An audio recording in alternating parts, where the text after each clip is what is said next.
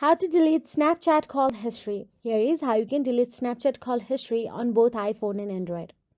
First of all you have to do is open the Snapchat app on your mobile device and make sure that you are logged into your Snapchat account. Now, once inside the Snapchat account, tap on your Bitmoji icon at the top left corner of your screen and navigate to your profile. Once inside your profile, tap on the settings icon at the top left corner of your screen and navigate to your Snapchat settings.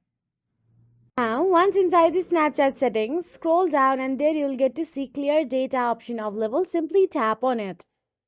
Once you tap on the clear data, you will get to see clear conversation or clear contact option available there. So what happens is clear conversation is clearing the chats and clear contact is clearing the call history. So simply tap on the clear contact option available there and clear the whole contacts option. So that is it. If you found this video helpful, please like, share and subscribe our channel, and thank you so much for watching.